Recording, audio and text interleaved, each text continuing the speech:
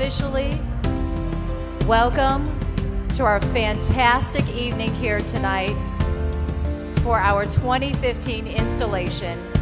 Truly a historic day for this organization, and I am so proud to be here serving as your MC. I'm just going to do a thank you. We are going to ask everybody to please stand so we can present the national anthem. We will invite on stage Miss Illinois 2014, an opera singer. She has a fantastic voice, if you haven't heard her sing. Miss Illinois 2014, please welcome Marissa Buckeye.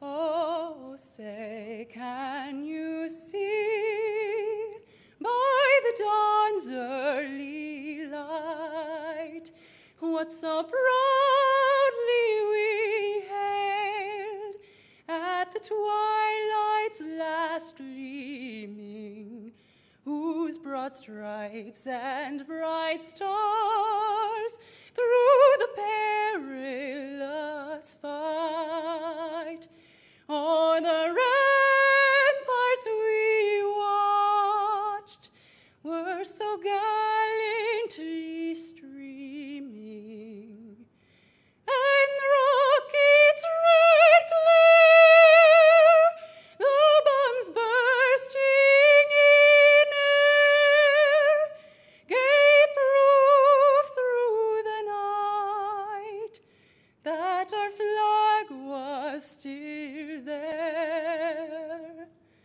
Oh, say, does that star-spangled banner yet wave o'er the land of the free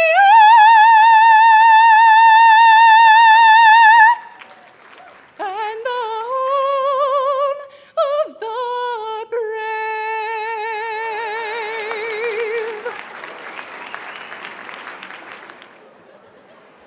And now I'm going to bring onto the stage the Honorable Shelvin Louise Marie Hall, who is the presiding justice for the First District of the Illinois Appellate Court, to give the invocation. Thank you, thank you.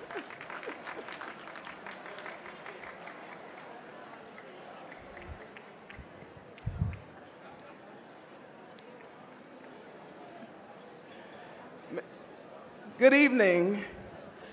Good evening. I ask that you reach out and hold the hand of your neighbor, please.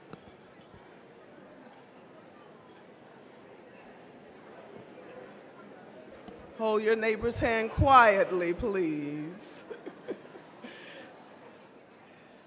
as we invoke the presence of our Lord and God. Thou who hast been called by a multiplicity of names, we call them all now. Thou who art both mother and father to us all, we invoke your presence and ask your embrace of this entire assembly in the warmth of your love. We ask your blessings on the women of this great bar association. Lift them to higher heights. We particularly call your blessings to rain down on Judge Jessica Arong O'Brien as she takes on the quadruple role of wife, mother, judge, and the WBAI's first Asian president. Crown her head with wisdom and knowledge. Fill her heart with the compassion, the consistency, and the courage required of a great leader. We thank you, Lord, that when the baton of leadership was passed to her hands, she chose not to twirl it, but to march forward toward justice with the baton held high as a beacon of hope, that diverse as we are, we can still obtain unity without uniformity. Now bless all of the lawyers and friends here assembled.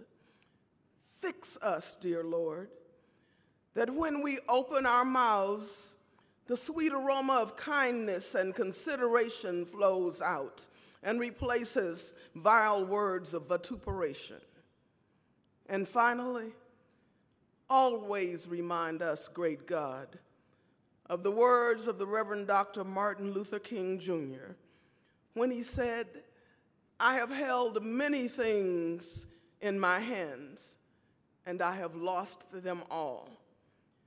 But what I have placed in God's hands, that I still possess."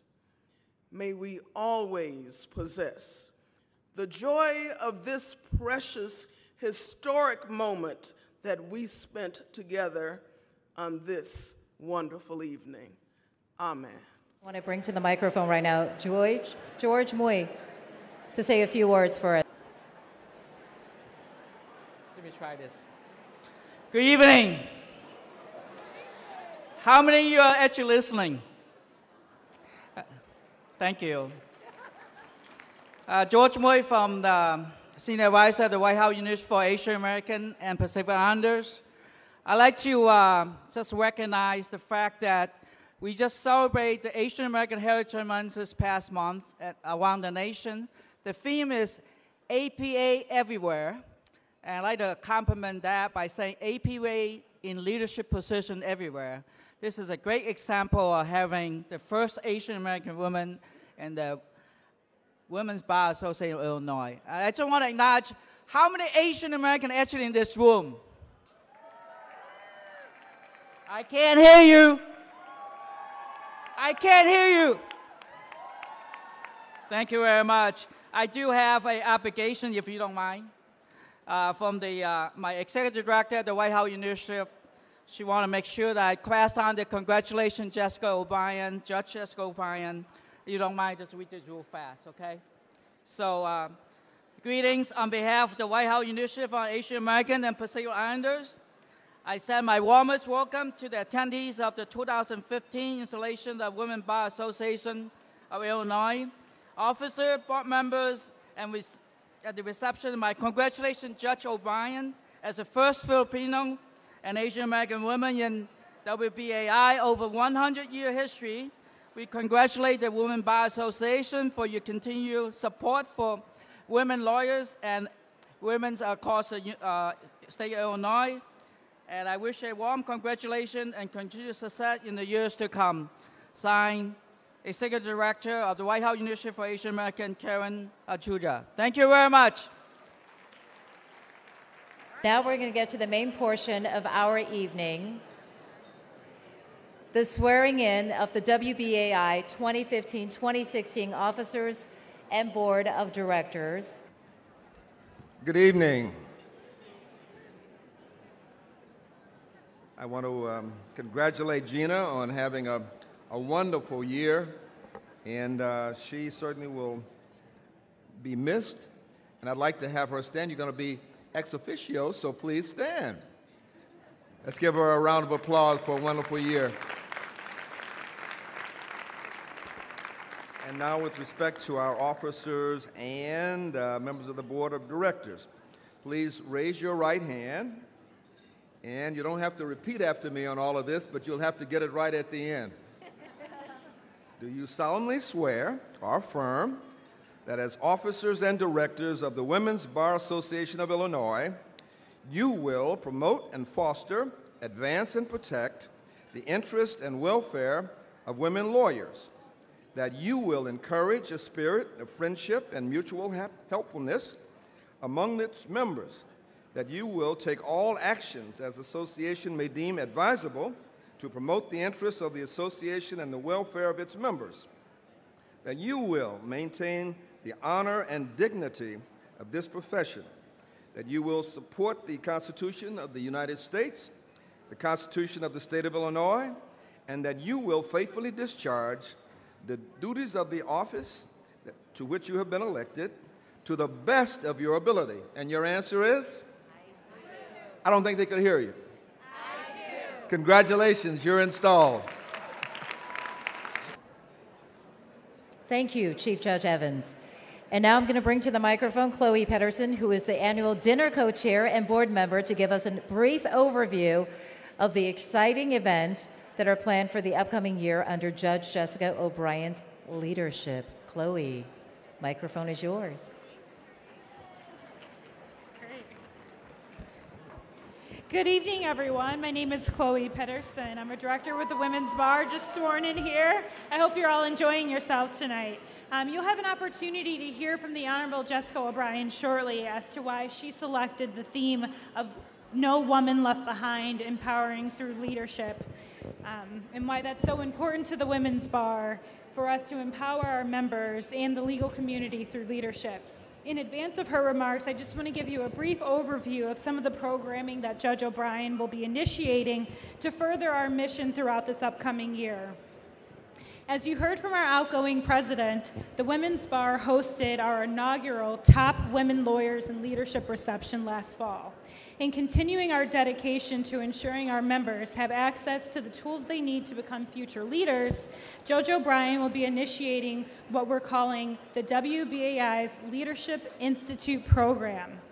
This Leadership Institute program will consist of a 6-part series where participants will meet once a month from September through March to learn from the top leaders what they'll need to become the leaders of tomorrow. Topics for the 6-part series include Follow the Money, what every woman needs to know about financing from government to the private sector, Do the Right Thing in unraveling the complexities of ethics, crime, and punishment, Race Relations Today and Tomorrow, which will be a discussion focusing on our similarities, Mind the Gap will be a discussion on labor and equal pay issues, and the last one will be Change the Culture, why we need women leaders and why we should all care. Participants for the Leadership Institute will be selected from the WBAI membership based on application. Individuals selected to participate in this program will have varied practice areas, varying years of experience, and come from diverse backgrounds. Additional details in the formal application for this program will be available on our website the week of June 15th. There will also be a sequence of roundtable events, including a managing partner roundtable, which will be co-chaired by Amy Manning of McGuire Woods and Kathleen McDonough of Siegel McCambridge. The discussion with participating managing partners will provide attendees with details on how they succeeded and what it takes to make it. The in-house counsel roundtable will be a discussion with participating in-house counsel that will provide a hiring perspective and details on how best to prepare yourself for the role, how to find in-house jobs, and how to succeed in those positions. Both of the roundtable events will conclude with a speed mentoring session conducted by the panelists. Our walkthrough series will provide our membership with relevant and practical experience and updates on how best to practice as presented by members of the judiciary and experienced attorneys. The initial walkthrough will be in September and will feature the First Municipal Division. It will be chaired by the Honorable E. Kenneth Wright, Jr. In December, the walkthrough will be of the Domestic Relations Division and will be chaired by the Honorable Grace Stickler, Deanna Blair, and Janice Bobick. The final walkthrough will be of the Law Division. It will be chaired by the Honorable James Flannery and will take place in February of 2016. For our federal court and appellate practitioners, we have something for you guys too. The Honorable Edmund Chang will be hosting a federal court litigation update, which will include the recent implementation of the new trial evidence technology system and how these changes may affect the federal practice. The program will provide a hands-on instruction for the new evidence display system being installed in the Northern District, and will also have a discussion on the new jury deliberation computer system, which allows jurors to utilize a touch screen technology to view the exhibits during deliberations. Then for our appellate friends, a panel of appellate experts will share advice on how to deliver persuasive appellate arguments using audio and visual clips from actual Seventh Circuit oral arguments to drive home the points in a memorable fashion, but also a cringeworthy means. Now, partnering with our business community, We look forward to our programming entitled The Effective Communication Between Companies and Their Lawyers. This will be hosted by Sidley and Austin and will take place in September. This program will discuss the challenges and best practices for effective communication, including how to protect the attorney-client privilege, the ethical rules governing these communications, ethical considerations in assessing risk, and the generalization differences and recognizing that the communication styles of current generations differ than those from the past. We'll be providing tips on how lawyers can effectively communicate with their legal opinions to the business community, and the panelists will include several CEOs, in-house counsels, and a communications consultant. We also look forward to hosting joint programming with the National Association of Women Business Owners and to partnering with the Intellectual Property Friends of the Richard Lynn American Inn of Court. Continuing the great service of our Community Outreach Committee, will be participating in service events, including working in collaboration with the Cook County Elders Justice Center. Statistics show that the majority of the individuals who come before the Cook County Elder Justice Center are women. In collaboration with Presiding Judge Patricia Banks, we will participate in the enhancement and improvement of our senior interactions with the court system and to ultimately empower our seniors to help provide them with the tools to avoid abuse, neglect, and financial exploitation. As you heard from Jennifer Ehrman, we're looking forward to the continued networking through the state with our events that will be chaired and hosted by our delegates, our House of Delegates. Now, as you've heard, in addition to our annual golf outing, which is coming up, we hope that you'll sponsor that event and attend, as well as our immensely popular judicial reception.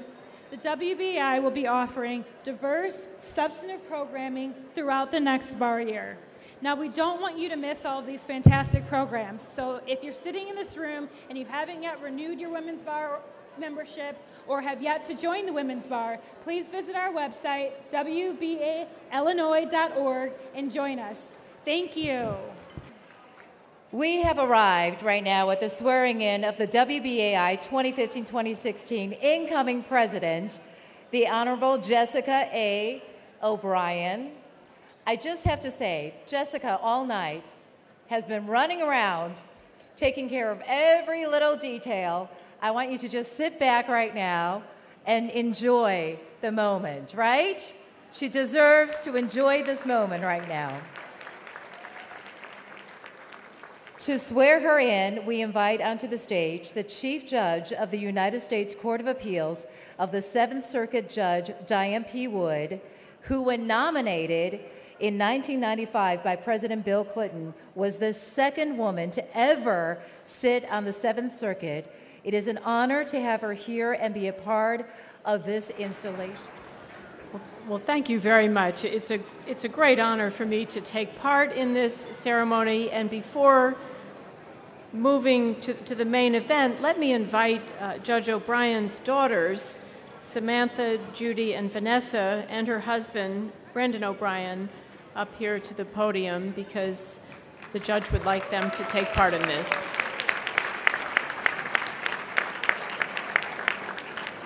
And while they're on their way up, I want to say what an amazing organization the Women's Bar Association is. I have a lot of occasions to go all around the country, and this is a special group. There are not many cities that have organizations like the Women's Bar Association that are so imaginative, so energetic in fostering the interests, not just really of the women lawyers, but of lawyers in Illinois, but with special attention to this wonderful bond that we have as women lawyers. So it's just a great pleasure for me to take part in this. So here we have the judge's family, Judge O'Brien.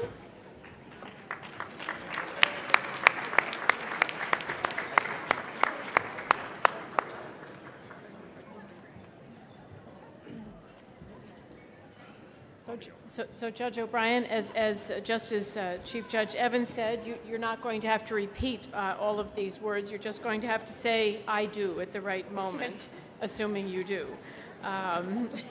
So we're going to administer the oath of office now. Do you solemnly affirm that as President of the Women's Bar Association of Illinois, you will promote and foster, advance, and protect the interests and welfare of women lawyers, that you will encourage a spirit of friendship and mutual helpfulness among its members, that you will take all action as this association may deem advisable to protect the interests of the association and the welfare of its members, that you will maintain the honor and dignity of the profession, that you will support the Constitution of the United States, the Constitution of the State of Illinois, and that you will faithfully discharge the duties of the office of President of the Women's Bar Association of Illinois to the best of your ability. I will raise my hand. I do. Wonderful. Thank you. Congratulations. Thank you. Before I call Chief Judge Evans to formally introduce Judge O'Brien, I would like to call Illinois Supreme Court Justice Thomas Kilbride, who wants to give a few remarks on behalf of the Illinois Supreme Court. Please come to the stadium. Well, good evening. It's not in the book, so I'm not going to say much. On behalf of the Illinois Supreme Court, I want to congratulate all of the officers and directors and the incoming president, Judge Jessica O'Brien, hereafter known as JJ, Judge Jessica. JJ, and Chief Justice Garmon and the other women members of our court had legitimate, good faith, good cause reasons not to be here, but I'm standing in as best I can. So thank you, congratulations, and best of wishes. Please welcome again Chief Judge Evans to give an introduction of our very first, let me pause right here, the very first Asian American president of the WBAI, Judge Jessica O'Brien. Judge Evans, please take it away.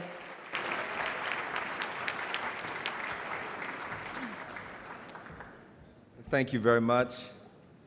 It's a privilege and an honor to have an opportunity to talk to you tonight about this very talented and capable young lady.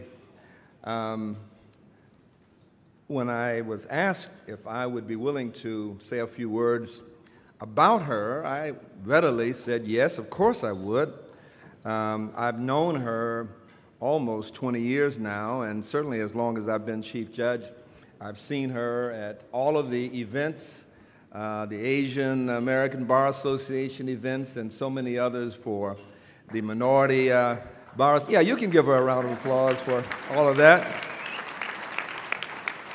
And so I readily said, of course, I'd be happy to introduce you. I see her in court every day, and I knew that she was assigned to do a great job, first in the traffic court, where all of them start, but also in terms of the assignment that she currently has, hearing non-jury tort cases and contract cases. And I was prepared to talk about all of that.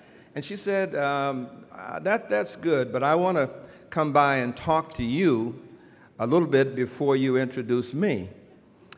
I thought it was kind of strange, but I said, okay, I'll be happy to talk to you. And when she came, I began to understand why she wanted to share some things with me. It was a very emotional moment, and you'll be hearing from her tonight, I'm sure, about her commitment to help the members of this organization. She talked a little bit about what she called glitz and glamour. And she said, I hope the members of this organization have seen enough of that. That's not what my presidency is going to be about. I said, okay, I understand that. She said that really what I want to do is concentrate on giving the members of this organization a chance to build their leadership qualities. She was very interested in the members of this organization getting a chance to get in the business door, not only to learn how to represent businesses, but to end up with clients who are paying clients. And yeah, you can give her a round of applause for that too.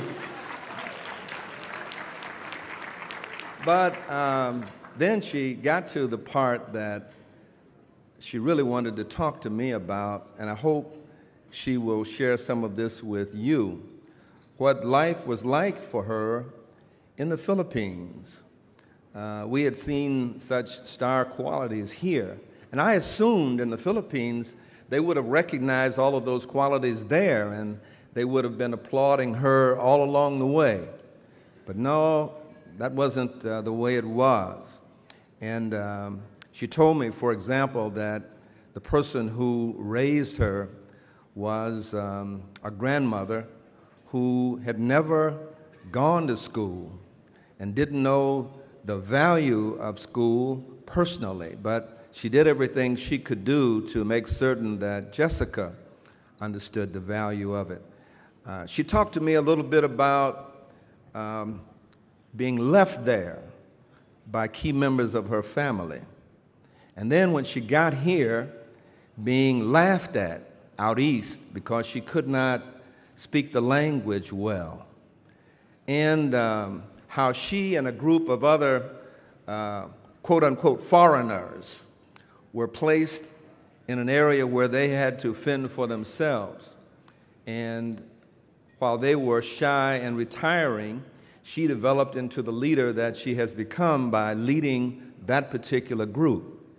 And when she reached a point where she could graduate from college, she went into the entertainment field.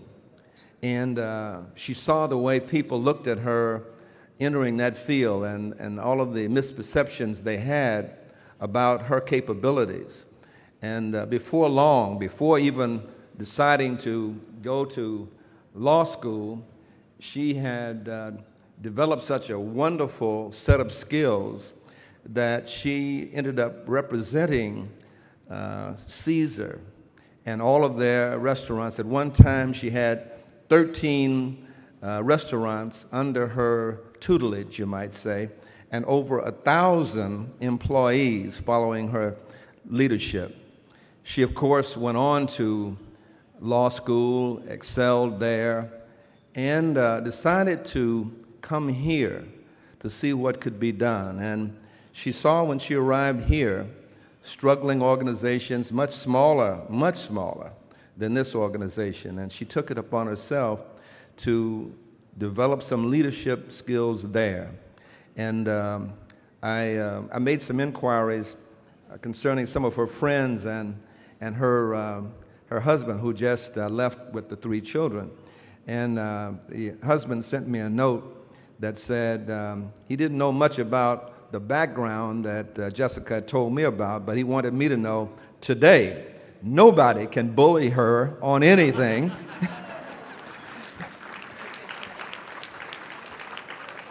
And several of her friends told me that in private, the O in her last name doesn't really stand for O'Brien as much as it does a person who used to live in Chicago named Oprah. They call her Miss Oprah. And let me just say this. She's a marvelous representative of this organization. She's going to have a wonderful year. And as she gets ready to approach this podium, do something for me. I'd like you to stand.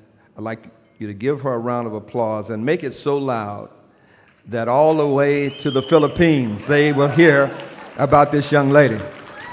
Jessica O'Brien, Judge and President of this marvelous organization.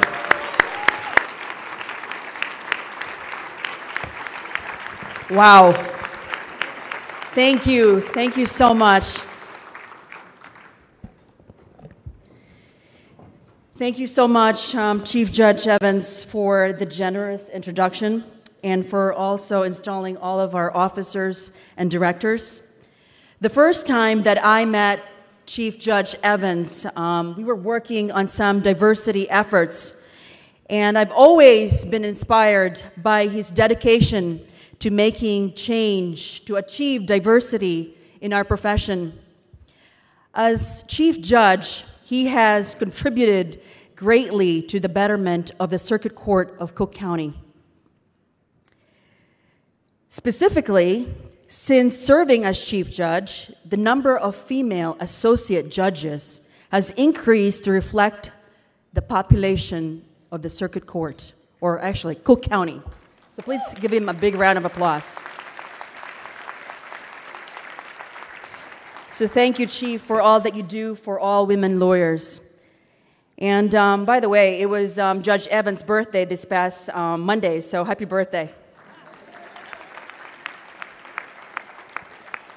Chief Judge Wood, thank you so much for installing me tonight. It is indeed an honor to have you with us. I'm sorry that I'm reading because I don't want to miss this. This is very historical information. Chief Judge Wood's career exemplifies her dedication to the furtherance of women in the profession. She was one of the first women to serve as a U.S. Supreme Court clerk.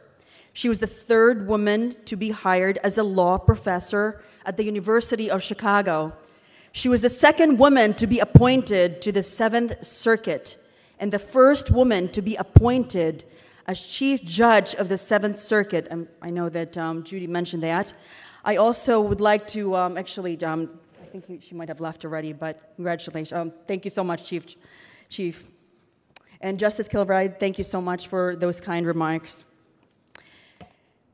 Chief Judge Castillo, fellow officers, and I would like to specifically mention Adria Mossing. I'd like you to please give her a big round of applause. One of the biggest things that I'm really looking forward to is showcasing our officers and directors this year. I know tonight you're kind of showcasing me, but really throughout the year, I am looking forward to showcasing all of them.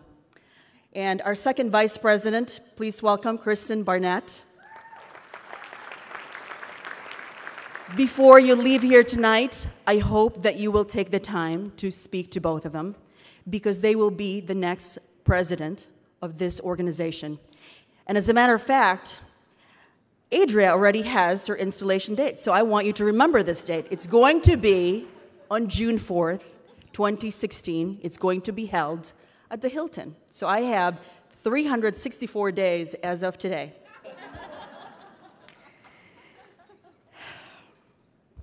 Board members, Women's Bar members, community leaders, friends, Chairman Pramajori, and Linda Myers is also here today. Elected officials, my fellow judges, my husband Brendan, my kids, Samantha, Judy, Vanessa. Good evening to all of you. You heard Gina speak about everything that she has done this past year. This is my first order of business, is to basically pay tribute to President Whitson Owen's presidency and her contributions in making our centennial year the best that it can be. Please give her a big round of applause.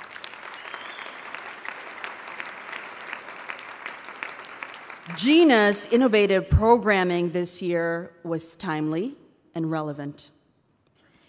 She was moving our organization into a second 100 years. In order to continue the great legacy Gina started, I wanted you to know this. I actually wanted to surprise you about this, because I know that one of the most special program that she, and I think she had mentioned this, was the TWIL, the top women in leadership. And I want you to know that I already booked the Hotel Allegro. We're going to have it there on November 5th. Does that make you happy? Yes, okay.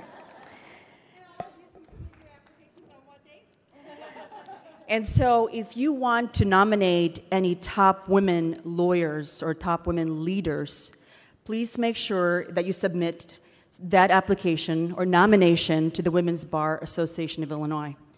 And I've also selected our subcommittee co-chair, who is Amy Manning. And what she's going to do is bring together all the other recipients this year, and they're going to review all the nominations and make a recommendation to the board. So onward, we build on your legacy, Gina. On behalf of the Women's Bar Association of Illinois, I would like to give you a token of our appreciation of your great leadership.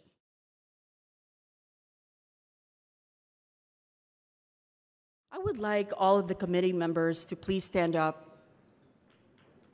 If you could all stand up, please. Thank you. Please give them a big round of applause.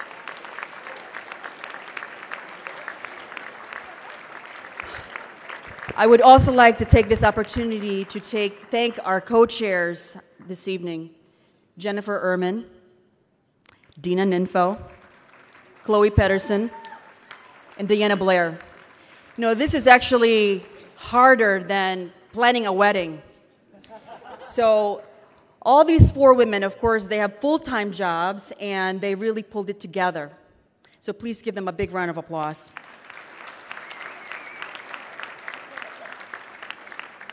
And I'd like to acknowledge our executive director. As you can see, she's all the way in the end, Monique Austin. Please give her a big round of applause. She is the soul of this organization. And I specifically asked her to actually sit with us here at the dais because I wanted our members to get used to her. She's going to be more involved in strategizing, in making sure that we are giving the best service, membership service, to our members. So Monique's going to be my right hand, and again, she is the soul of this organization. Please give her a big round of applause. Now, you heard from Chloe, for some of you who are listening, a lot of the programming that we have planned so far, and we have a lot. And I'm really very honored that a lot of my fellow judges volunteered to co-chair a few of our panel discussions and receptions. So please look at our website and make sure that you attend one of those very good programming that we have this year. I think they're very good anyway. I hope that you will agree. Now, Judge Evans talked to you about my experiences, and I'm hesitant to actually share it because I feel like I'm going to probably cry, but I'm going to try not to. And as you heard my theme, which is Leave No Woman Behind, Empowering Through Leadership. And I wanted to share with all of you exactly where that comes from. When I was in 3rd grade, my mother wanted to pursue her medical residency in Bronx, New York. Her plan was not consistent with my father's business agenda, so she ended up leaving for New York. She had $50 in her pocket and a plane ticket, which she had to borrow money to purchase that plane ticket. And off she went to New York, and I have a sister. And because my dad decided to stay in the Philippines, we were separated. So my sister moved to New York with her, and I was left behind in the Philippines. My father was really very busy with his business, so for the most part, I was left with my grandmother. She loved me, but she could not read or write, so education was really not a big thing for her. So I was living in this house with my cousins, and I was a shy kid. I was a scared kid, and I really did not want to go to school. And my grandmother, who really didn't care about school either, said, "You can stay home." So what happened was I ended up missing half of the school year. And so during my 3rd grade, I ended up being held back. That was horrible. It was depressing. And so I became even more of a depressed child. I was very shy, and I was a scared child. But I was very fortunate. I lived in this little village. I mean, literally, it was a village. Average income families. And they heard what had happened to me, that I was held back. So literally, 7 families came to help me out. They took it upon themselves to come check on me.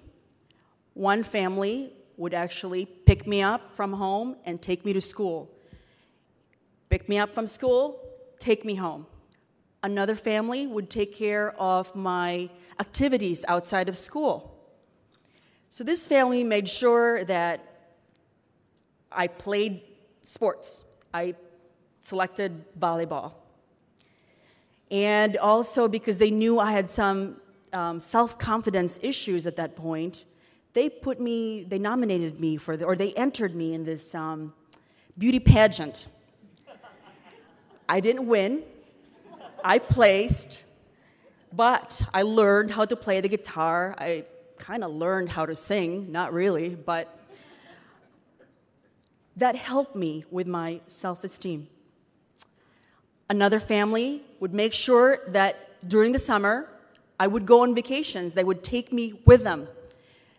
Nothing extravagant, but I had something to do during the summer. Another family would make sure that I did my homework and somebody was always checking on me.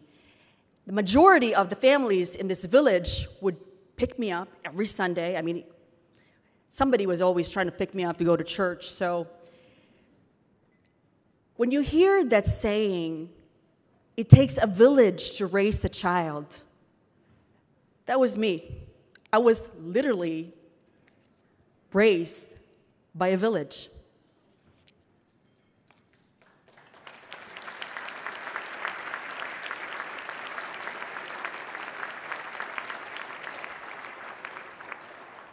These 7 families, I actually translated from my language to English. I was calling all of them, the moms and dads. So I had 7 sets of moms and dad growing up. And who is lucky enough, right, to have 7 loving moms and dads? Every day, I recognize that all I have accomplished professionally and personally is due to my amazing village. And I do that by empowering others to succeed. And I want to share one more story with all of you. The second experience that really is the backdrop of my theme is that compelled me to focus on empowerment is another experience that I had during my childhood. After my village gathered around to raise me, a second turning point was being selected as the captain of my 6th grade volleyball team. I know that volleyball is not such a big deal here in America, unlike hockey, but volleyball in the Philippines was huge. And so I was very empowered when I was selected to be the captain of this volleyball team. And that helped me with my self-esteem. Up until that point of my life, again, I was a scared, insecure child. Having someone recognize my talent and that I was capable of being a leader empowered me. I now had a sense of purpose and a sense of value that in turn compelled me to keep reaching for the stars. And for some of you who know me very well, I dream big. I often get disappointed, but I keep dreaming and dreaming, but it's okay. That experience also instilled in me that the obligation to empower others who were scared and insecure or otherwise unable to see their own leadership potential. Now, after I graduated high school, my mother, who at this point, this was 8 years later, she was in the Bronx, and she had finished her medical residency, and she was already practicing, and she was already at that point successful. She was able to bring me to America. But I graduated high school at 16 years old, so my mom decided to put me in this remedial program, which was really in a community college. And my first day at school, have you seen The Breakfast Club? Anybody seen The Breakfast Club? Yes, that was the scene that I was walking in. And walking in, my English was really bad, broken English, and my accent was rather thick. So I kind of just stayed to myself. And so what happened was, all I did was study. I became the nerdy student in that class, which unfortunately, the people who were in that class started hating me because my teachers would always call on me. So towards the end of my first semester, half of the class was failing, and I heard about it. So what I decided to do was actually reach out to the people who were failing. And so I said, "Do you need help? I can help you, you know." And I just have one. If you could just do me one favor, you know, I'd really like to learn to speak better English and want to get to know the neighborhoods of New Jersey. I was living in New Jersey at that time. So they agreed to do this exchange. I would help them with their homework, and they would take me out. And it was kind of funny because during that time, you know, they were taking me to different neighborhoods in Philly, South Philly. They were taking me to New York, and they decided that I needed a streak. So I did. I had a streak. And they decided that I needed earrings as well. I'm like, okay. So I said, why do we have to do this? And they said, you have to basically adios your fresh out of the boat mannerisms here. And to be honest, like at that point, I really did know that they were insulting me. I actually had to look it up and say that was a derogatory slang. But I thought, whatever, they're, you know, getting me out of the boat, and I guess I'll be in. This is the one thing, Dina says this about me. She says, "You're very literal," and I am. So, in reaching out to my classmates, I helped them with their homework. And for me, I learned to assimilate into the American way of life, which I was very grateful for. As I was planning the programming of this bar year, I looked around at our WBAI village to determine who needs our power to succeed, to make sure that no woman is left behind. I thought about the unyielding and stubborn statistics that you hear about women in leadership. I don't even feel like it's really moved.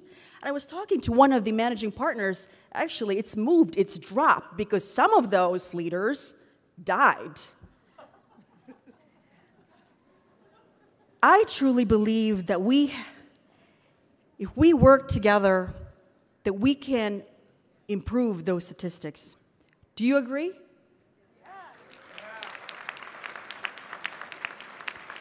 So as we continue on our second centennial, we are embarking upon a year of empowering through leadership. So the leaders of today will empower the leaders of tomorrow. Call it luck, call it fate. But I am here in front of you today because I have been lifted by many villagers. So if I could just take a moment to thank the people who actually who are in my village to help me get here.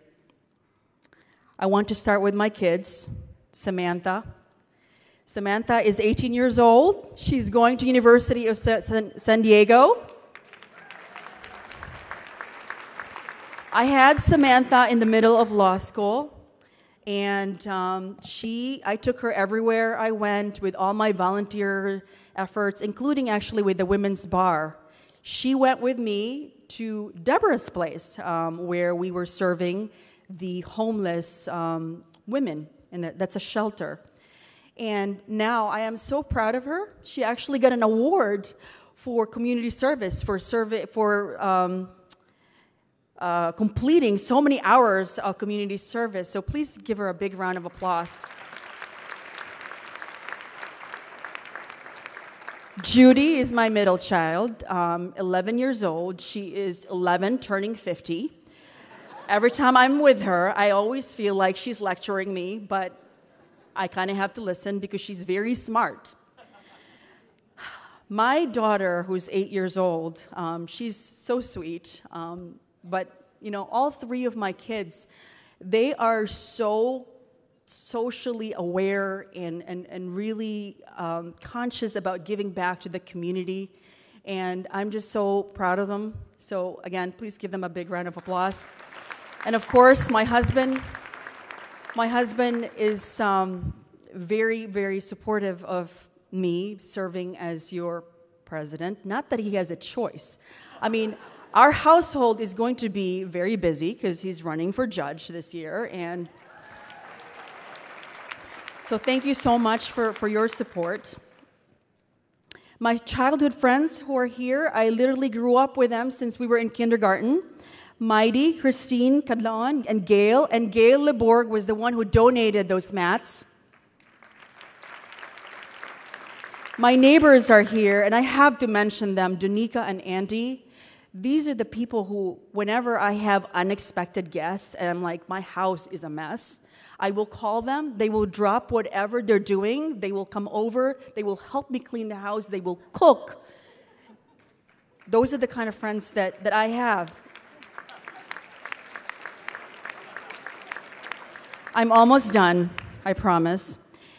And my friends and mentors, Aurora Astriaco, Mapar Suleiman, Jennifer Sender, Judge Israel Desierto, Judge Izzy, Judge Lisa Marino, Judge Patrice Ball-Reed, Floyd Perkins, Paula Holderman, Leonard Amari, Dean Corkery, Justice Shelvin Marie Hall, Judge Patricia Banks, Judge Jesse Reyes, Dawn Gonzalez, Amy Manning, Judge Joyce Gorman, Vanessa Jackson, Andy Kramer, Judge Lopez, Rosemarie Zachariah, Ann Lazoya, John Lopez, Justice Laura Liu. Thank you so much for that surprise of the ad.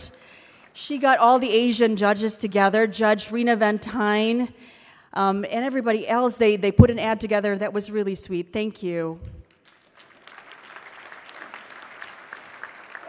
George Moy, George is a very important person, actually. He is the senior advisor to the White House.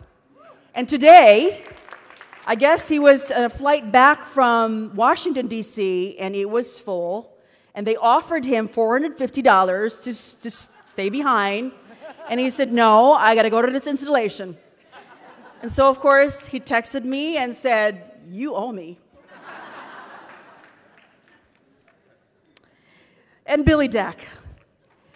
Please give him a big round of applause. He is kind of the mini celebrity of Chicago here. And we are very, very proud of him. And I'm even more proud of him because he is hosting our after party. And he, too, flew from New York. He actually is supposed to be in New York for the next 2 weeks, but he just flew in for this. So thank you, Billy. And I just kind of want to mention two people that I want to also tribute the year to, and one of them is Judge Sandra Otaka.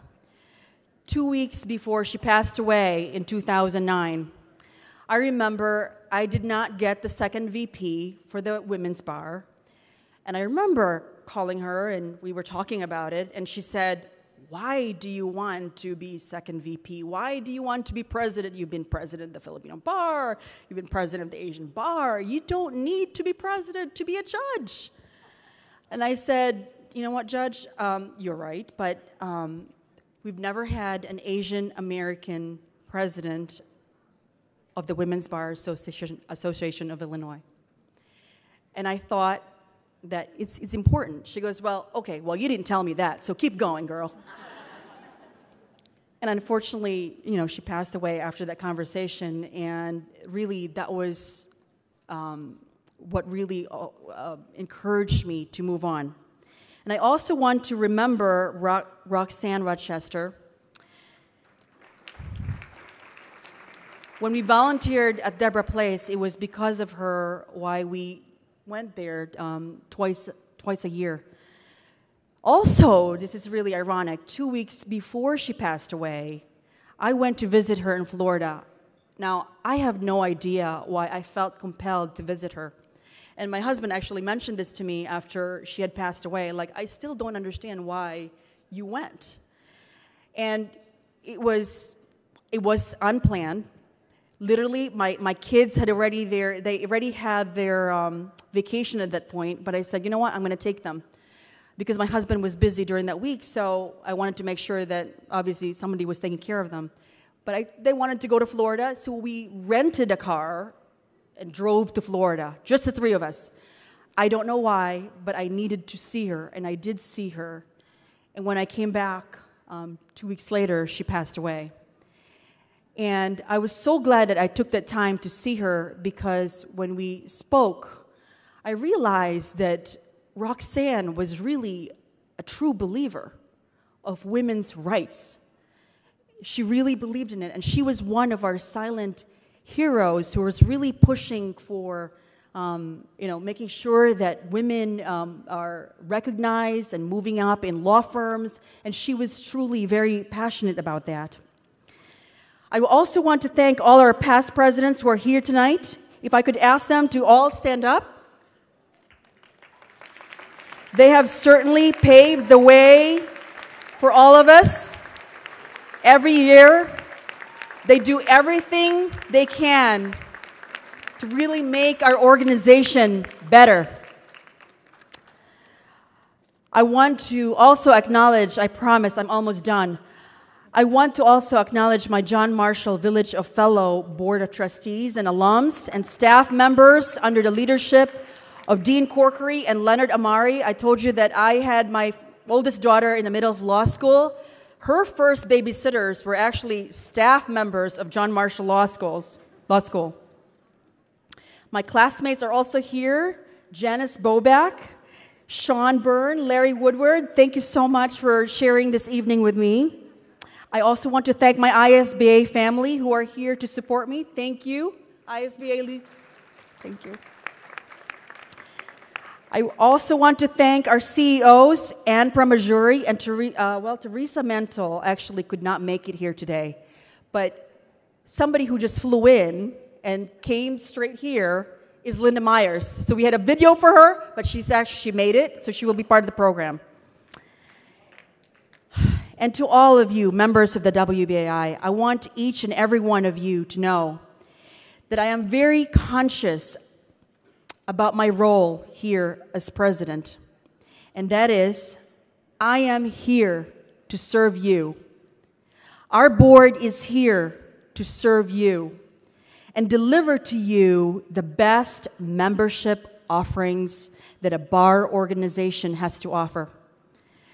Your leadership understands that tonight might be a celebration of our organization's achievements this past year. But tomorrow, each of us is ready to roll up our sleeves to empower you. For some of you here who have not joined the WBAI Village, I hope that you will consider joining us. Together, I believe that when my kids are hopefully in the legal community, we would have made some significant strides in equality. Thank you so much for allowing me to serve as your 2015-2016 president.